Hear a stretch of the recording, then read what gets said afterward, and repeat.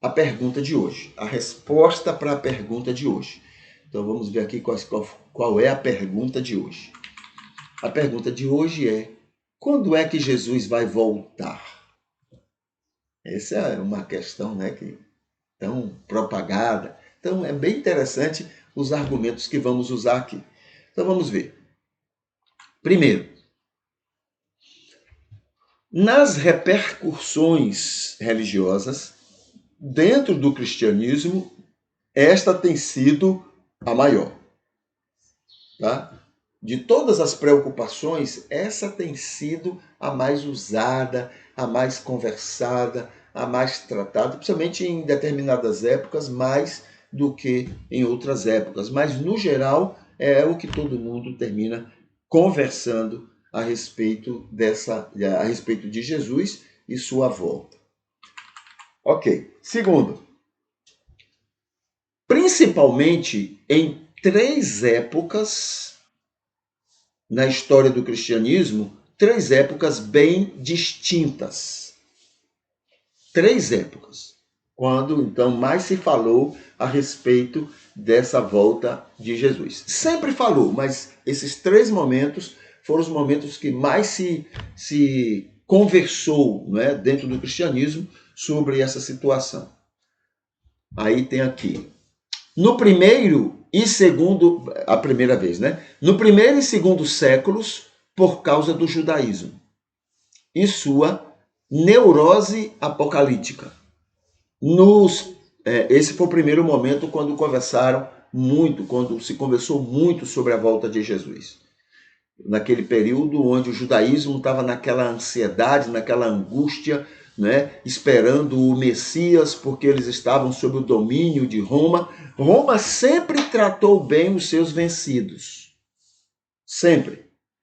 Dentro dos limites, claro, que ninguém cuida bem de ninguém, mas dentro dos limites sempre cuidou muito bem. Porém, dos judeus não cuidava bem, porque os judeus eram rebeldes, eram o tempo todo criando lutas, dificuldades, brigas, confusões, e Roma não gostava disso, porque os outros povos se sossegaram, mas a Judéia não, os judeus não. Eles estavam sempre criando confusão, briga, sempre estavam usando a religião para usar o povo contra o poder de Roma e assim por diante. Então chegou um momento que Roma, não suportando mais, entrou em Jerusalém, quebrou, destruiu tudo, entrou no templo, quebrou o templo, derrubou o templo todo e expulsou todos os judeus daquela terra.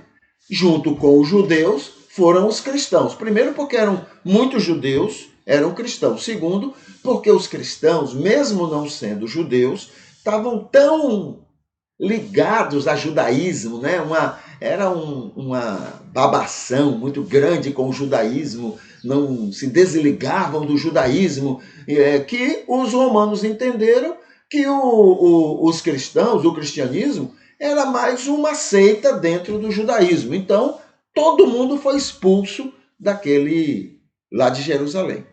Tá bom? Esse foi o primeiro momento, por causa disso. Então tá lá a Judéia, os judeus e também os cristãos, né, preocupados. Cadê o Messias que não chega para nos livrar dessa coisa contra Roma, essa coisa toda e tal? Então, esse primeiro momento, o cristianismo vai falar muito sobre essa volta de Jesus. O segundo momento que o cristianismo mais falou sobre a volta de Jesus, depois de muitos séculos, quer dizer, o quê?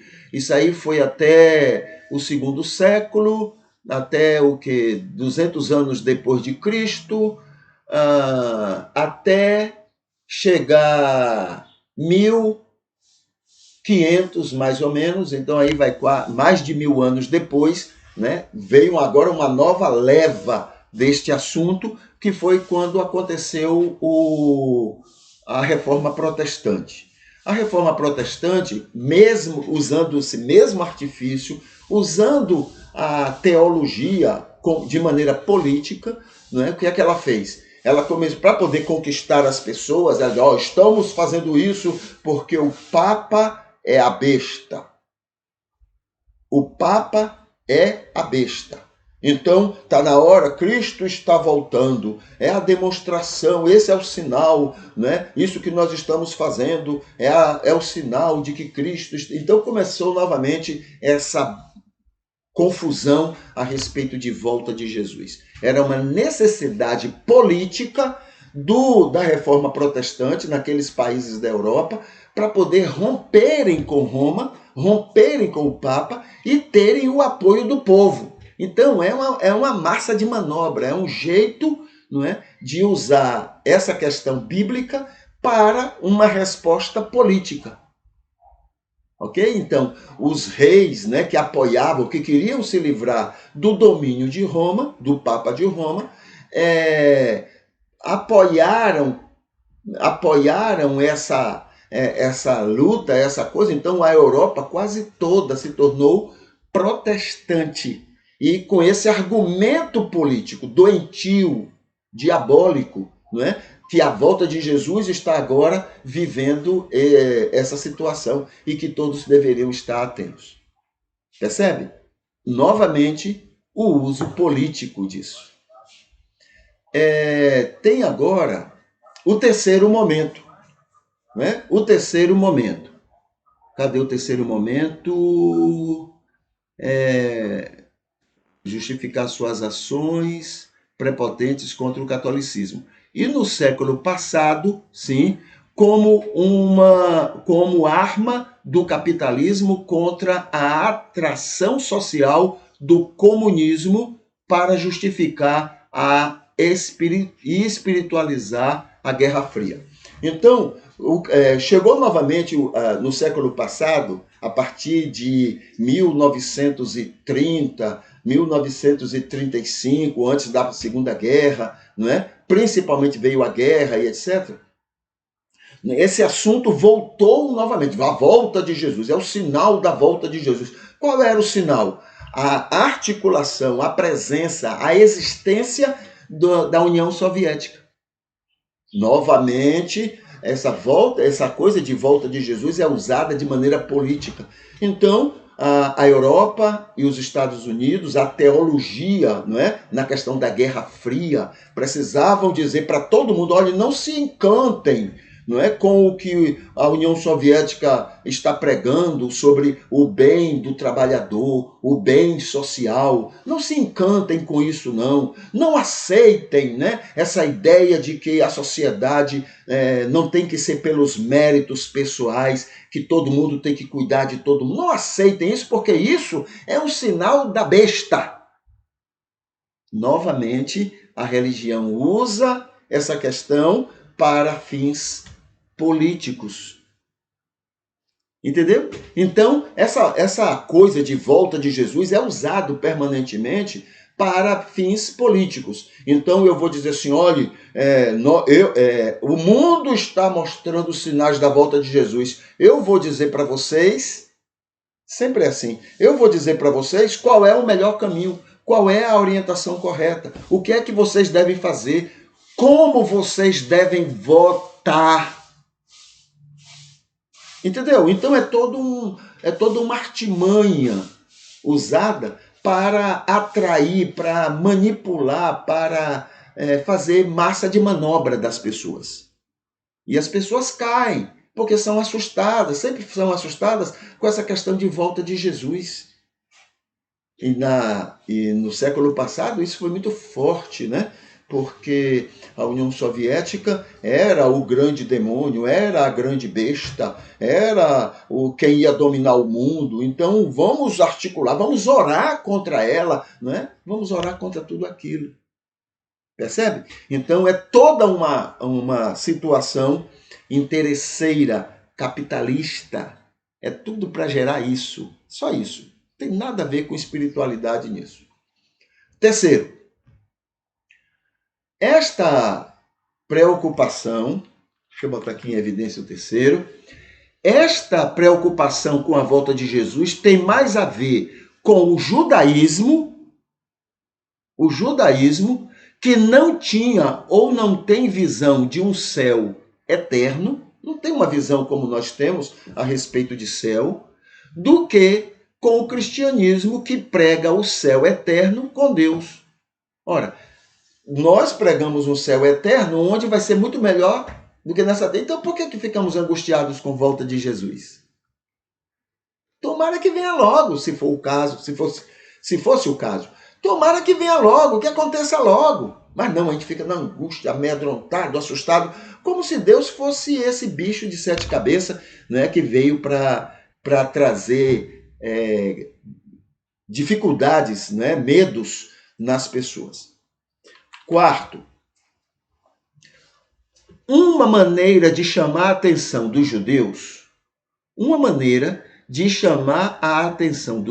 para Jesus foi apresentá-lo como o Messias conquistador.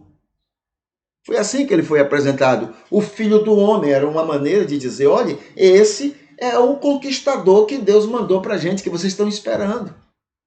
Foi um argumento, né, para atrair o judaísmo a Jesus.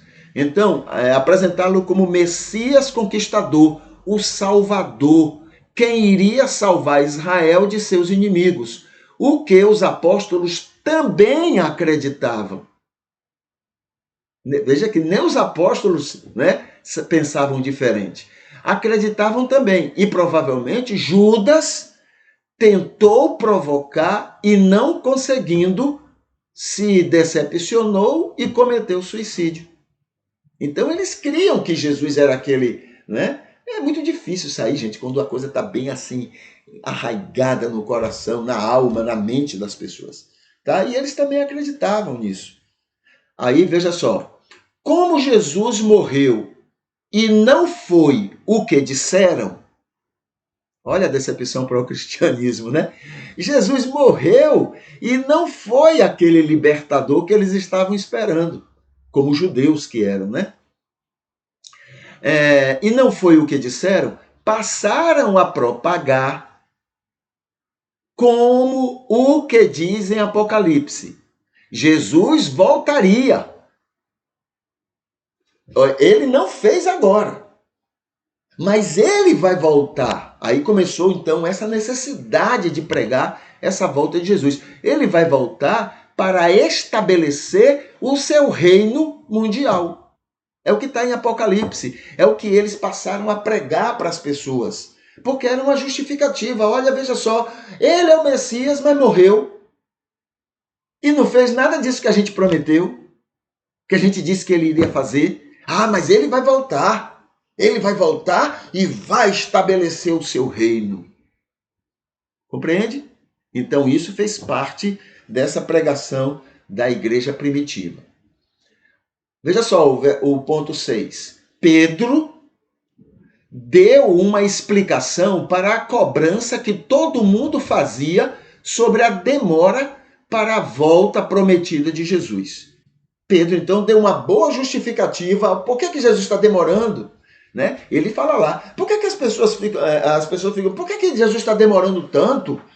Se não disseram que ele ia voltar, era uma volta iminente.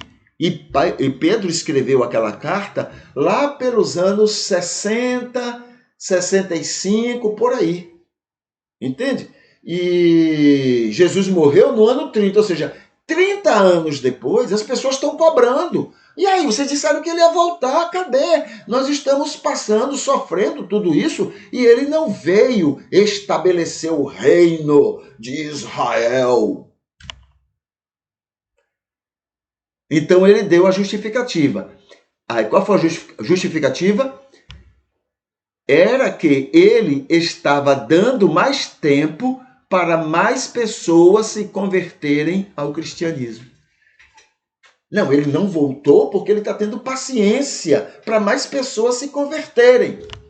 É um argumento que foi usado para defender a ideia que não deu certo. Né?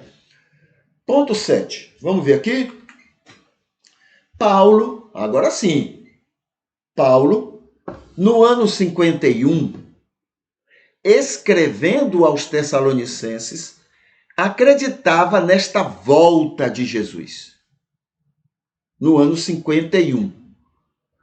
E mencionou detalhes sobre essa volta. Detalhes, está lá no texto.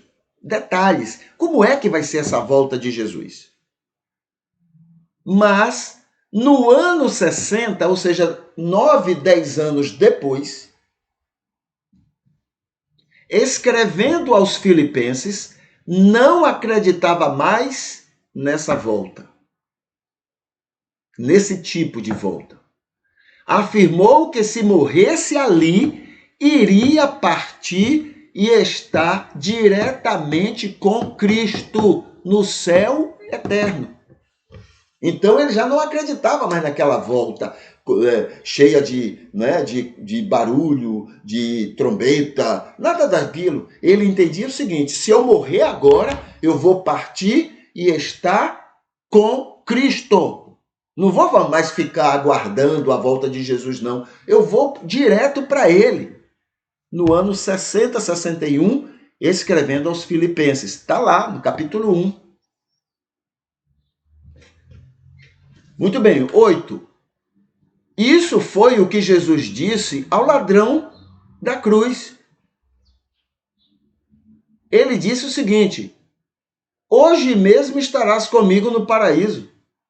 Hoje, agora, e não é hoje escatológico, não. É um hoje e agora, porque a conversa que o ladrão entendia era o hoje e agora, no instante. Você vai estar comigo hoje, lá no paraíso.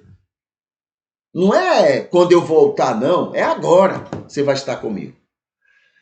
Foi o que ele disse na parábola do rico e de Lázaro. O rico morreu e foi para o tormento eterno. Lázaro morreu e foi direto para o seio de Abraão. Não ficou esperando a volta de Jesus, nada disso. Jesus falou outra coisa para eles. Entende? Esse é o ponto 8. 9. Na verdade, a volta de Jesus não será coletiva para todo mundo ao mesmo tempo, mas individual, quando cada pessoa morre. Em nossa contagem de tempo, isso acontece em vários momentos. Eu morri agora, ele veio agora. Você morre daqui a um mês, ele volta para você daqui a um mês. Na nossa contagem de tempo, isso vai acontecendo em momentos diferentes, né? Na nossa contagem de tempo. Mas na contagem do tempo de Deus, isso acontece num mesmo momento. Porque na contagem de Deus, a morte de todos é coletiva. Todos morrem ao mesmo tempo. Só que na nossa contagem, isso é agora, daqui a pouco, nesse instante, aí daqui. Então cada um vai morrendo num momento diferente. Esse é o ponto 9. O 10. Assim, ele vai voltar não do jeito apocalíptico como sempre ouvimos falar e que impressiona multidões, mas individualmente cada vez que cada pessoa morre. Ele volta para todo mundo e levará uns para o céu eterno com ele, os que passaram pelo novo nascimento por vontade própria, e os demais irão para o tormento eterno por passarem a eternidade banidos da face do Senhor. Tá bom? Então, é assim que vai acontecer. Essa preocupação com a volta dele, não tem que estarmos preocupados, porque todo preparo que a gente pode fazer, é ele que faz. A gente não tem condição de se preparar. É ele que nos prepara para o encontro com ele. Então, vida abundante, quando Jesus fala, eu vim para que vocês tenham vida abundante, é não estarem preocupados com essas coisas, é descansarem, confiarem que Deus, o Espírito Santo, sabe nos preparar para a volta dele. Então, não vamos deixar que as pessoas manipulem a fé da gente, manipule a vida da gente, ponha medo na vida da gente, fique criando mentiras para resultados que eles esperam que aconteça. Não deixe pessoas enganarem você. Descanse em Deus. Respeite o que eles estão fazendo. É respeitar, mas não se deixe enganar, porque Deus sabe cuidar da gente muito bem. Basta a gente descansar nisto. Tá bom? Sendo assim, a gente então responde a essa pergunta. Qual é a pergunta? Vamos ver. Quando é que Jesus vai voltar?